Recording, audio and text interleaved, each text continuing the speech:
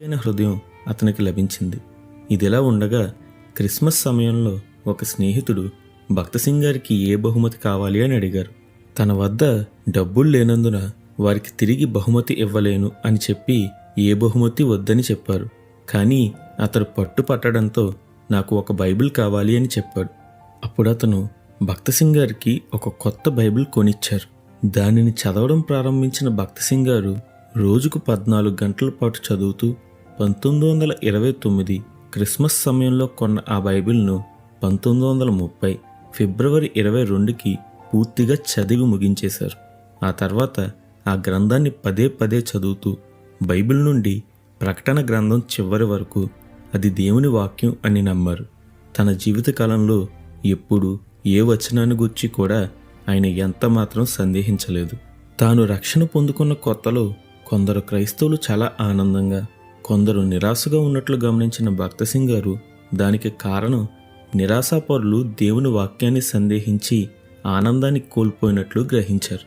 ఆ తర్వాత హెబ్రీ పత్రిక 13వ అధ్యాయం 8వ వచనం చదువుతున్నప్పుడు యేసుక్రీస్తు నిన్న నేడు ఒక్కటే రీతిగా ఉన్నాడు అన్న వాక్యాన్ని చదివి తాను ఎంతకాలం నుంచో బాధపడుతున్న సైనస్ అనే వ్యాధిని గురించి దేవునికి ప్రార్థించారు. దీని కొరకే ఆయన ప్రఖ్యాత ఆంగ్లేయ వైద్యులకు చూపించినా నయం కాలేదు. అలాగే ఆయన చూపు కూడా మందగించింది. కానీ విశ్వాసంతో ప్రార్థించిన మరుసటి రోజు ఉదయానికే ఆ వ్యాధి నుండి ఈయన స్వస్థత పొందారు.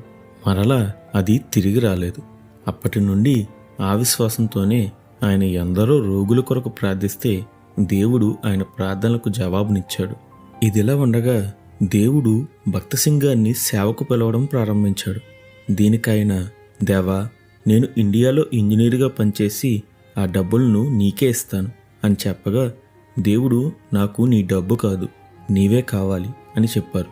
ఆ మాటకు లోబడి ఆయన దేవుని సేవకే తాను సమర్పించుకున్నారు.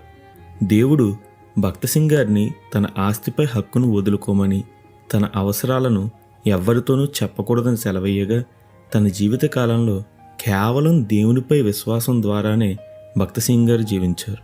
కానీ ఎప్పుడు నోరు తెరచి ఎవ్వరినీ ఏమీ అడగలేదు. ఆ తర్వాత తన రక్షణ గురించి భక్త సింగ్ గారు తన తండ్రికి లేఖ రాశారు.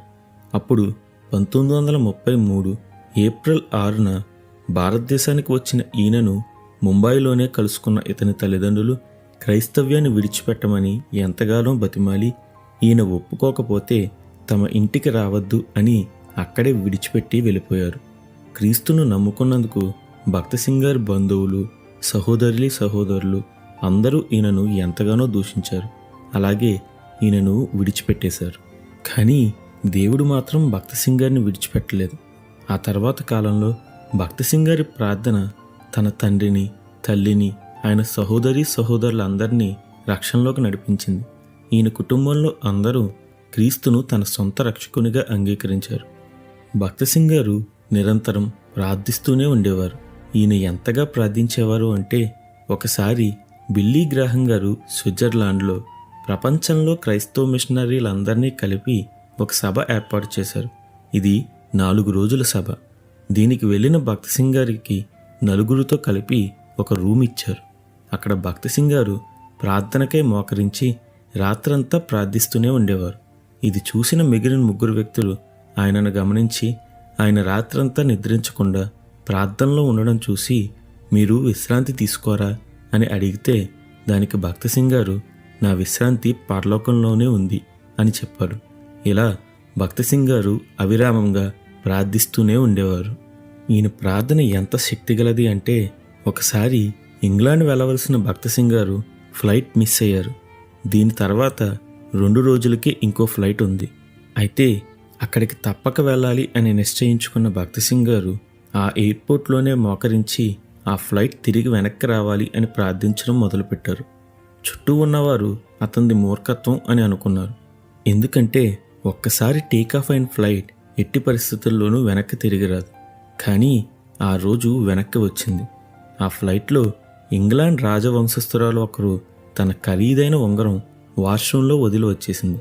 ఆమె కోసం ఫ్లైట్ వెనక్కి వచ్చింది. ఇలా భక్త సింగ్ గారి ప్రార్థనకు జవాబుగా దేవుడు ఆ ఫ్లైట్ని వెనక్కి తెప్పించారు. అప్పుడు దానిలో భక్త సింగ్ గారు ఇంగ్లాండ్ వెళ్ళారు.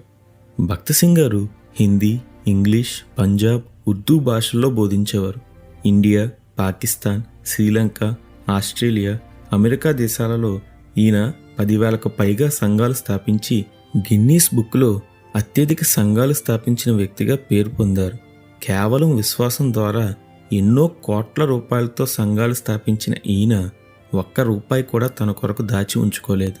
ఇలా అవిరామంగా దేవుని పరిచర్యలో కొనసాగిన భక్త సింగ్ గారు 2000 సంవత్సరం సెప్టెంబర్ 17న ప్రభువు దగ్గరకు కొనుపోబడ్డారు. తన జీవితంలో ఎంతో గొప్ప దేవుని సేవ చేసిన భక్త సింగ్ గారు మోకాళ్ళ ప్రార్థన, బైబిల్ పఠనమే తన పరిచర్య రహస్యం అని చెప్పుకొచ్చారు. అవును కదా, మన దేవుడు తన మీద విశ్వాసంతో ఎవరైనా ప్రార్థన చేస్తే వారి కోసం అద్భుతాలు చేస్తాడు. ఇంత గొప్ప దేవుని కలిగి ఉన్న మనం ఎంతైనా ధన్యులు.